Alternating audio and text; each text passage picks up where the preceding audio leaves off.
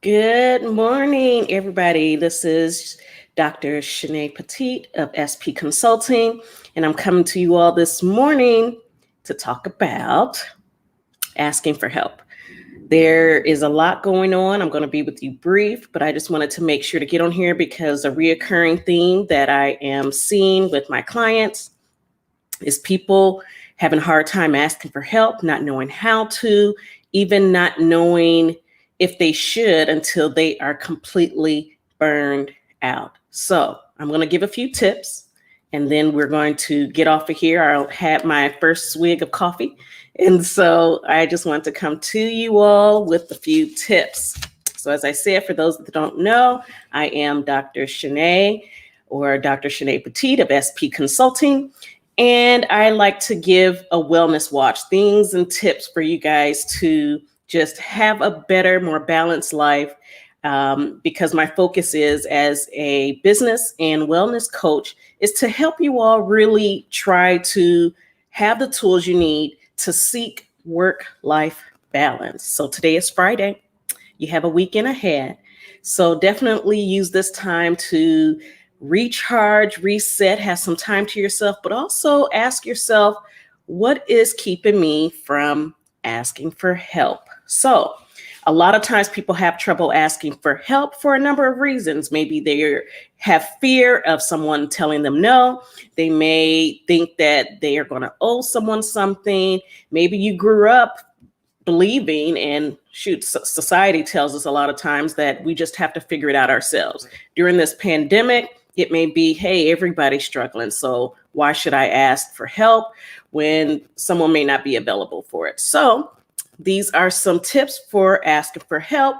And again, you guys can always reach me by following me, first of all, at the SPC group. That's usually how you can find me, but you always can message me as well. All of you all are viewing me either by live on Facebook.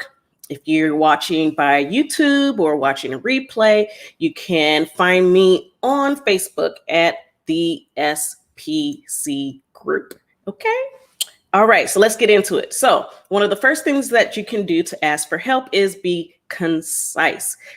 Please don't give a long, drawn out explanation. It is not necessary. It is not needed.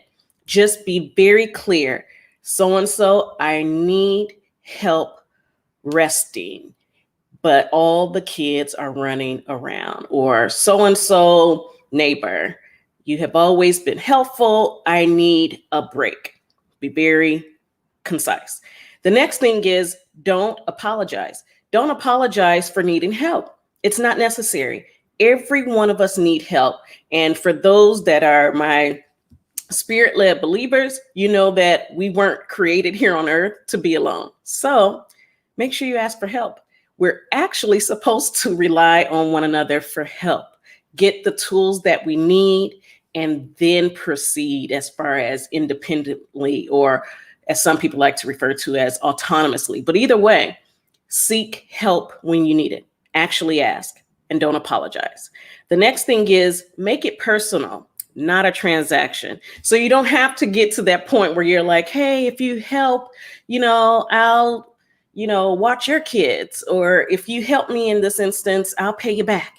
If you need help, just simply ask for help. You don't have to make it transactional. Also, try not to ask your request in an email or a text. Make it personal. So call them, also letting them know if you can call them or if you can see them in person, social distancing, of course, with your mask on, you can do that as well, but make it personal.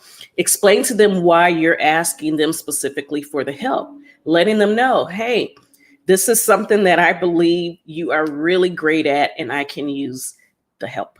Okay. And the last thing is follow up on results. If you ask for help and you haven't heard from them and they said that they were going to help, it is perfectly fine to then turn around and say, hey, just checking in and following up with you. I had asked for help on this, that, and other the other day, and I hadn't heard back. It's possible that they did get busy because of the pandemic, but that doesn't mean that they are unable or unwilling to help you. So as I said, this has been a reoccurring theme that has come up a lot with all of my clients, that a lot of people aren't asking for help, and they sort of do an outcry of help that isn't quite necessary if they ask for help in the beginning. So ask for help in the forefront, not when it's too late, not when you're burned out, not when, you're stranded somewhere because you ran out of gas and you could have asked someone for $5 or $10 for gas, depending on where you live. Here in LA, $5 might just give you a little over 1 gallon, but that's not what we're here talking about.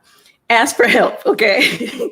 Make sure you ask for help. Make sure that you are being concise, not apologizing, making it personal and not a transaction, and follow up on results. So that's just my little tip on asking for help. I'm here to help you as well, so definitely reach out to me. Again, this is Dr. Shanae Petit of SP Consulting, and I am your work-life balance guru. I am a business and wellness coach, and you definitely can look for me regularly. I'll be coming on Monday, Wednesdays, and Fridays. I'm still figuring out the time, but it's usually going to be in the morning.